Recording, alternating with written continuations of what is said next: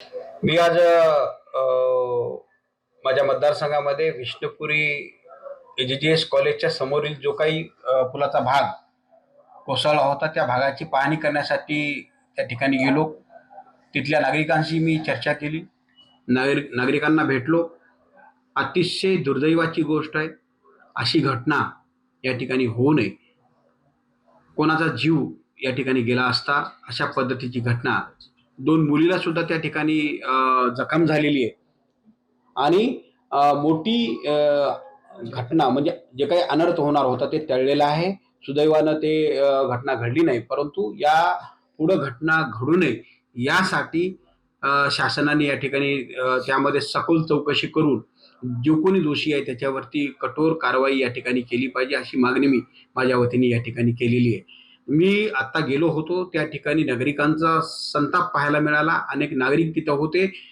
मला असं पाहायला मिळालं की रात्री त्यांनी काहीतरी सिमेंटच्या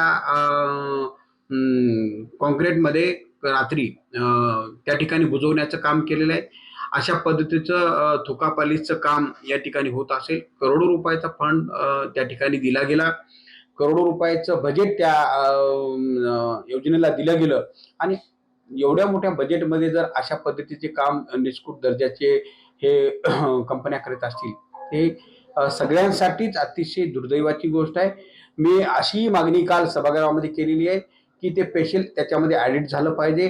हा एकटा ब्रिज नसून असे शेकडो ब्रिज या रस्त्यावरती बांधले गेलेले आहेत. अनेक ठिकाणी ब्रिज उभं केलेले आहेत. सगळ्या ब्रिजचं ऑडिट झालं पाहिजे जेणेकरून मोठी घटना या ठिकाणी घडू नये यासाठी स्पेशल ऑडिट झालं पाहिजे.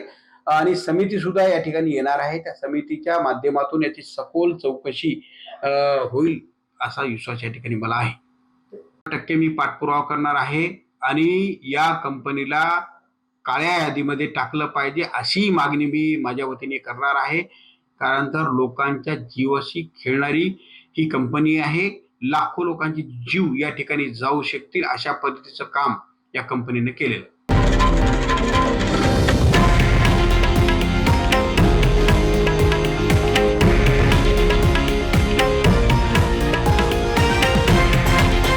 हे आहे देशातील नंबर 1 न्यूज नेटवर्क आणि आपण पाहत आहात TV9 मराठी, एकमेव.